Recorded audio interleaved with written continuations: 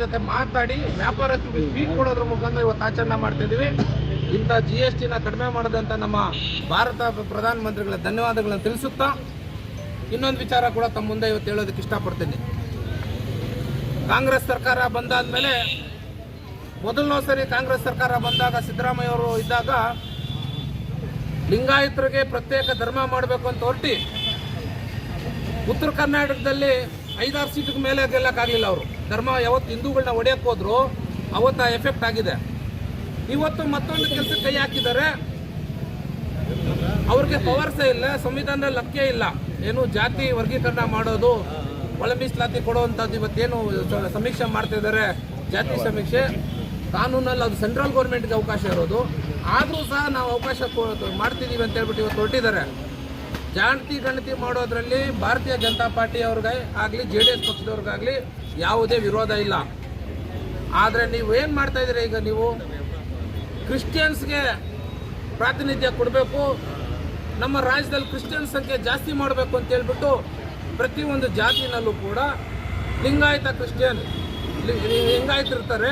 ನೀವು ಚರ್ಚ್ಗೆ ಹೋಗ್ತಾ ಇದ್ರೆ ನೀವು ಪಕ್ಕದಲ್ಲಿ ಧರ್ಮ ಅಂದಿದ ತಕ್ಷಣ ಕ್ರಿಶ್ಚಿಯನ್ ಅಂತ ಬರ್ಬೇಡಿ, ಯಾಕಂದರೆ ಹಿಂದೂ ಪಾಪ್ಯುಲೇಷನ್ ಕಡಿಮೆ ಆಗಲಿ ಅಂತ. ಸುಮಾರಷ್ಟು ಜನ ದಲಿತರು, ಫಾರ್ ಎಕ್ಸಾಂಪಲ್ ನಮ್ಮ ಅಕ್ಕಪಕ್ಕ ಗ್ರಾಮಗಳಾಗಿರ್ಬೋದು, KJP ಆಗಿರ್ಬೋದು, ಯಾವುದೋ ಒಂದು ಬೆನಿಫಿಟ್ ಬರುತ್ತೆ, ಯಾವುದೋ ಒಂದು ಫಂಡ್ ಬರುತ್ತೆ ಅಂತ ಚರ್ಚ್ಗೆ ಹೋಗ್ತಿದ್ದಾರೆ. ಅವ್ರನ್ನೆಲ್ಲ ಏನು ಮಾಡ್ತಾರೆ, ದಲಿತ ಕ್ರಿಶ್ಚಿಯನ್ ಅಂತ ಮಾಡಿ, ಒಕ್ಕಲಿಗ ಕ್ರಿಶ್ಚಿಯನ್ ಅಂತ ಮಾಡಿ, ಕುರುಬ ಕ್ರಿಶ್ಚಿಯನ್ ಅಂತ ಮಾಡಿ ಅಂತ ಹೇಳಿ ಕ್ರಿಶ್ಚಿಯನ್ ಸಂಖ್ಯೆನ ಜಾಸ್ತಿ ಮಾಡಿ ಹಿಂದೂ ಸಂಖ್ಯೆನ ಕಡಿಮೆ ಮಾಡಿ ದಲಿತರಿಗೆ ಕೊಟ್ಟಂಥ ಮೀಸಲಾತಿನ ಕಡಿಮೆ ಮಾಡಬೇಕು ಅಂತ ದಲಿತರನ್ನು ಕೂಡ ಇವತ್ತು ನಾವು ಕ್ರಿಶ್ಚಿಯನ್ ಅಂತ ನೀವು ಮಾಡಿ ಅಂತ ಮಾಡ್ತಾ ಇದ್ದಾರೆ. ಅದಕ್ಕೆ ನಮ್ಮದು ತೀವ್ರ ವಿರೋಧ ಇದೆ.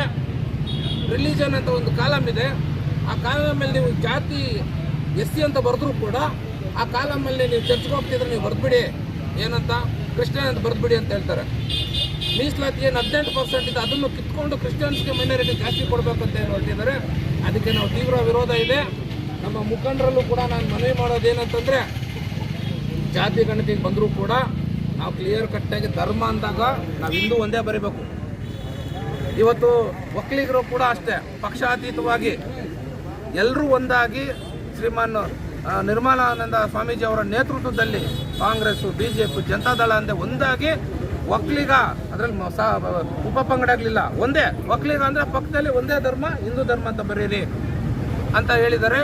ಅದೇ ಥರ ಲಿಂಗಾಯತರು ಕೂಡ ಸಭೆ ಮಾಡಿದಾಗ ಇದೇ ಒಂದು ಕಾಂಗ್ರೆಸ್ ಪಕ್ಷದಲ್ಲಿ ಮಂತ್ರಿ ಆಗಿರುವಂಥ MB ಪಾಟೀಲ್ ಹೇಳ್ತಾರೆ, ಸಿದ್ದರಾಮಯ್ಯನವರೇ ನೀವು ಕೈ ಹಾಕಿದ್ದೀರ ಸರಿ ಇಲ್ಲ, ಹಿಂದೆ ಒಂದು ಸರಿ ನೀವು ಇದೇ ಥರ ಕೈ ಹಾಕಿದ್ರಿ, ಧರ್ಮ ಹೊಡೆಯುವಂಥ ಕೆಲಸ ಮಾಡಿದ್ರಿ, ಅವಾಗ ಅನುಭವಿಸಿದ್ವಿ, ಮತ್ತೆ ಅನುಭವಿಸ್ತೀರಿ, ಬೇಡ ಅಂದರೂ ಕೂಡ ಕೇಳಲಿಲ್ಲ. ನಿನ್ನೆ ತರಾತುರಿನಲ್ಲಿ ಒಂದು 36 ಜಾತಿಗಳನ್ನ ಕಡಿಮೆ ಮಾಡಿದ್ದಾರೆ. ಆದರೂ ಇನ್ನೂ 16 ಜಾತಿಗಳಾದರೂ ದಲಿತರು ಕೂಡ ತುಂಬ ಇವಾಗ ಶೋಷಣೆಗೆ ಆಗೋದು ಯಾರು ಅಂದರೆ ಇದರಲ್ಲಿ ದಲಿತರು. ಯಾಕಂದರೆ ಆಸೆಗೆ ಫಸ್ಟ್ ಬಲಿಯಾಗೋದೇ ದಲಿತರ ಸಂಖ್ಯೆ ಕಡಿಮೆ ಮಾಡಬೇಕು, ಹಿಂದೂ ಸಂಖ್ಯೆ ಕಡಿಮೆ ಮಾಡಬೇಕು ಅಂತ ಹೇಳ್ಬಿಟ್ಟು ಹಿಂದೂ ಕ್ರಿಶ್ಚಿಯನ್ ಅಂತ ಬರೀ ಅಂತ ಹೇಳ್ತಾ ಇದ್ದಾರೆ. ಅದಕ್ಕೆ ನಾವು ತೀವ್ರವಾಗಿ ಆಕ್ಷೇಪಣೆಯನ್ನು ಸಲ್ಲಿಸ್ತಾ ಇದ್ದೀವಿ. ಅದೇ ಥರ ತಮಗೆಲ್ಲ ಗೊತ್ತೇ ಇದೆ, ಕಾಂಗ್ರೆಸ್ ಸರ್ಕಾರಕ್ಕೆ ಯಾರು ಸ್ಥಳೀಯ ಸಂಸ್ಥೆಗಳಿಂದ ಆಯ್ಕೆಯಾಗಿ ಬರಬೇಕು ಅಂತ ಅವ್ರಿಗೆ ಆಸೆನೇ ಇಲ್ಲ. ಜಿಲ್ಲಾ ಪಂಚಾಯತಿ ಟರ್ಮು, ತಾಲೂಕು ಪಂಚಾಯತಿ ಟರ್ಮ್ ಮುಗಿದು 6 ವರ್ಷ ಆಯಿತು, ಇದುವರೆಗೂ ಕೂಡ ಜಿಲ್ಲಾ ಪಂಚಾಯತಿ, ತಾಲೂಕು ಪಂಚಾಯತಿ ಚುನಾವಣೆ ಮಾಡೋಕ್ಕೆ ಕೈ ಹಾಕಲೇ ಇಲ್ಲ ಅವರು. ಬೆಂಗಳೂರಲ್ಲಿ ಈಗ ಏನು ಮಹಾನಗರ ಪಾಲಿಕೆ ಇದೆ ಅವ್ರದ್ದು ಹೆಚ್ಚು ಕಮ್ಮಿ 4 ವರ್ಷ ಆಯಿತು, ಅಲ್ಲೂ ಕೂಡ ಎಲೆಕ್ಷನ್ ಮಾಡಲಿಲ್ಲ. ರೈತರಿಗೆ ಅನುಕೂಲ ಆಗೋಂಥ ಸಂಸ್ಥೆ APMC ಇದೆ, APMC 3 ವರ್ಷ ಆಗಿದೆ, APMC ಚುನಾವಣೆ ಮಾಡಲಿಲ್ಲ. ನಮಗೆ ಬಂದಿರೋ ಮಾಹಿತಿ ಪ್ರಕಾರ ಈ ಗ್ರಾಮ ಪಂಚಾಯತಿ ಚುನಾವಣೆ ಏನು ಟರ್ಮ್ಸ್ ನಮ್ಮದು ಫೆಬ್ರವರಿಗೆ ಮುಗಿದು ಎಲೆಕ್ಷನ್ ಮಾಡಬೇಕು, ಅದನ್ನು ಕೂಡ 6 ತಿಂಗಳು ಮುಂದಕ್ಕೆ ಹಾಕುವಂಥ ಒಂದು ಕೆಟ್ಟ ಕೆಲಸಕ್ಕೆ ಕೈ ಹಾಕ್ತಿದ್ದಾರೆ. ಇದಕ್ಕೆ ಜನನೇ ತಕ್ಕ ಉತ್ತರ ಕೊಡಬೇಕು. ಈ ಮೂಲಕ ನಾನು ರಾಜ್ಯ ಸರ್ಕಾರಕ್ಕೆ ಆಗ್ರಹ ಮಾಡ್ತೀನಿ, ಕೂಡಲೇ ತಾಲೂಕು ಪಂಚಾಯತಿ ಮತ್ತು ಜಿಲ್ಲಾ ಪಂಚಾಯತಿ ಮತ್ತು APMC ಚುನಾವಣೆ ಮಾಡಬೇಕು.